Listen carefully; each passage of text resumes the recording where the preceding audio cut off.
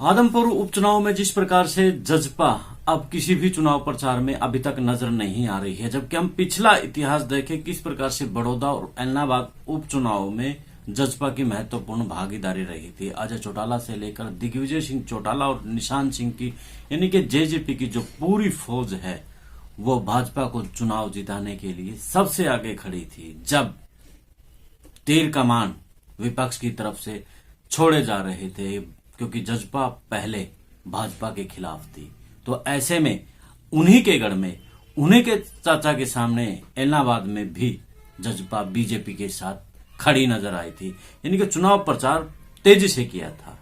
सभी को नमस्कार, राम राम। मैं कुलदीप खंडेलवाल, द विश्व प्रेम न्यूज। आदमपुर उपचुनाव को लेकर के जजपा की जो अब रणनीति है, क्या वो भाजपा के खिलाफ है? क्या वो भाजपा को चुनाव हराना चाहती है? क्या वो भाजपा से बदला लेना चाहती है? क्या वो 2024 की रणनीति इसी चुनाव से तैयार करना चाहती है? आखिर है क्या इसके मायने?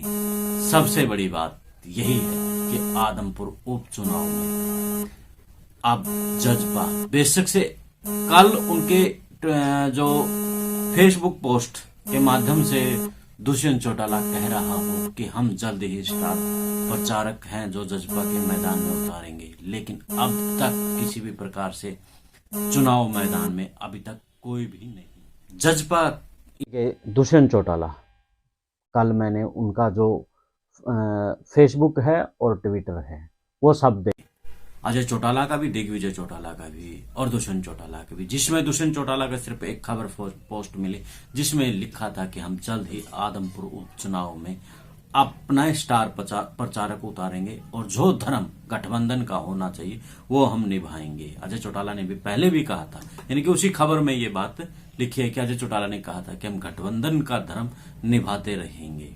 लेकिन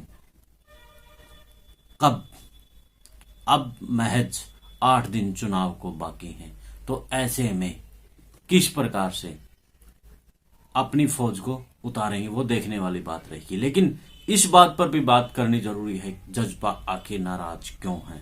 जजपा इसलिए नाराज है क्योंकि पिछले दिनों जब प्रभारी भाजपा का आया देव, तब जो निर्दलीय विधायक थे उन निर्दलीय के साथ में उनकी वार्तालाप हुई थी और ज्ञानचंद गुप्ता के माध्यम से वो बातचीत हुई थी और निर्दलीय विधायकों ने तौर पर कहा था कि जजपा की अब जरूरत नहीं है, हम सरकार के साथ हैं। उसके अलावा जजपा इसलिए भी नाराज है क्योंकि महेश कुमार चौहान जजपा का, उसने अपने दल बल के साथ में जजपा को छोड़ करके भाजपा का दामन थाम लिया है, जबकि वो उनका मेन स्तंभ जेजेपी का था। तो ऐसे में अब जजपा की रणनीति यही राजनीति गलियारों में कहती नजर आ रही है कि 2024 के लिए अब दुष्यंत चौटाला ने कमर कस ली है। तो ऐसे में एक सबसे बड़ा कारण यही है कि भव्य बिश्नोई युवा है,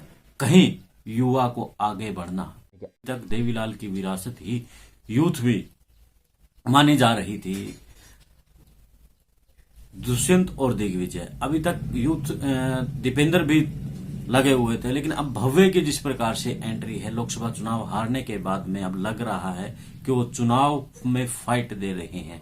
तो ऐसे में दुष्यंत के सामने एक युवा चेहरा और होगा, तो ऐसे में उस युवा चेहरा को भी रोकने के लिए कहीं वो कुलदीप बिश्नोई को नपेटने का काम तो नहीं कर रहे हैं, उसका निपटारा तो नहीं कर रहे हैं। तो ऐसे में आपको क्या लगता है कि क्या दुष्यंत चौटाला भाजपा को अब चुनाव हराने की रणनीति बना रहा है या फिर वो दबाव भाजपा पर बना रहा है?